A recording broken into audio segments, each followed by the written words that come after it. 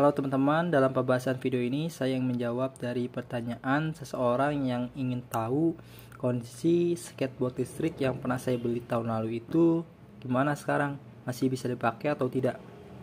Sebenarnya skateboard listriknya itu nggak saya pakai full selama 1 tahun sampai saat ini ya teman-teman.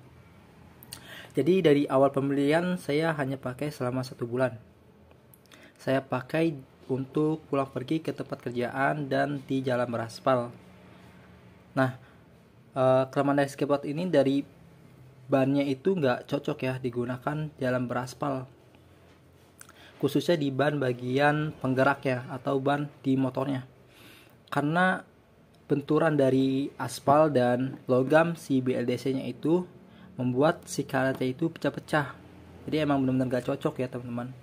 Jadi direkomendasikan bagi yang ingin membeli ataupun sudah membeli ya digunakan di tempat khusus bermain skateboard atau di permukaan yang memang halus banget ya. Mungkin seperti permukaan yang memang dibuat dengan cara dicor ya, kalau orang bilang. Jadi untuk skate elektriknya itu masih bisa dipakai ya teman-teman, karena saya hanya memakai selama 1 bulan dalam 1 tahun. Saya juga pernah membuka atau membongkar box dari skate elektriknya ini untuk melihat isi dalamnya. Seperti biasa terdapat 3 komponen ya, seperti BMS, baterai, dan ESC. Dan saya menjelaskan dari ESC dulu nih.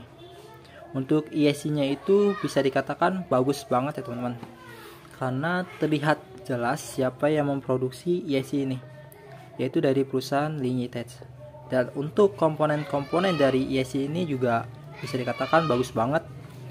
Contoh dari MOSFET powernya aja sudah terlihat jelas siapa yang memproduksi, yaitu dari brand Huawei. Tipenya itu HY1904D.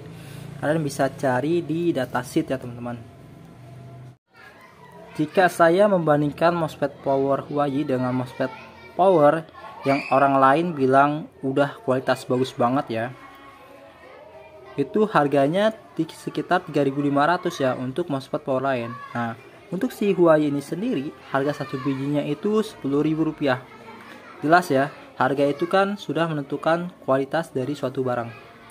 Jadi bisa dikatakan ESC dari skateboard listrik ini memang benar-benar bagus, nggak sembarangan ya untuk komponen-komponennya. Bahkan IC microcontrollernya aja itu sudah jelas ada siapa yang memproduksi, cuma saya lupa. Kalau misalkan ESC-nya juga ada sih, kalau dijual, mau beli dijual secara terpisah di online, itu kisaran sekitar 500.000. Nah, untuk BMS mohon maaf saya belum bisa mencari tahu informasi secara lebih detail ya, karena terkendala ya waktu dan lain-lain. Nah, untuk baterai juga bagus banget teman-teman. Baterainya nggak sembarangan ya. Itu saya pernah cek pakai alat Litokala real kapasitas di 2200 mAh ya. Perselisihannya itu 50 malah.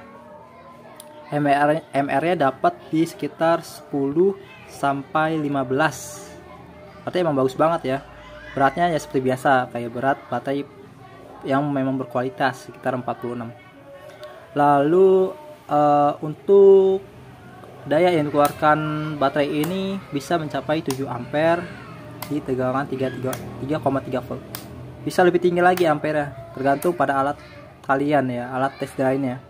Kalau saya kan emang khusus hanya di kisaran 10 ampere untuk mengetes baterai lithium yang pernah saya buat ya. Ada videonya juga sih cara pembuatannya. Untuk remote controlnya juga masih sama, yang memproduksi itu si Linyitech ya. Kayaknya perusahaan Linyitech ini emang fokus untuk memproduksi ESC remote control ya kan, untuk skateboard listrik. Sama halnya dengan perusahaan Flip Sky ya teman-teman.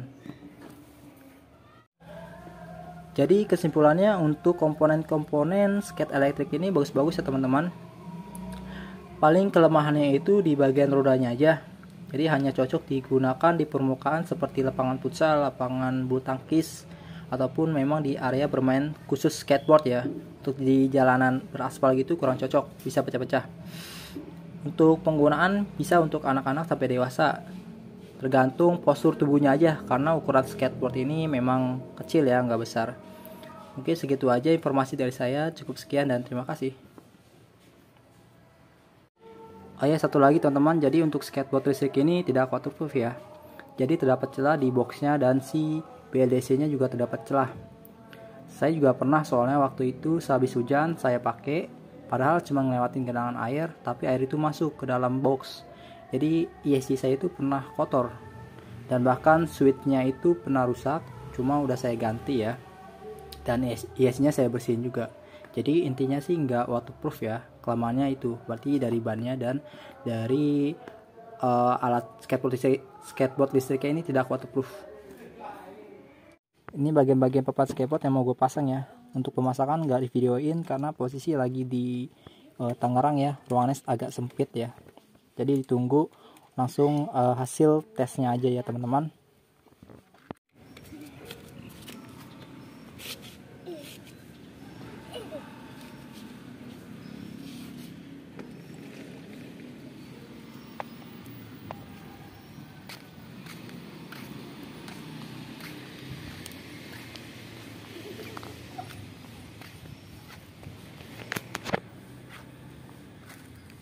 Ya gitu belokinnya, kakek naik.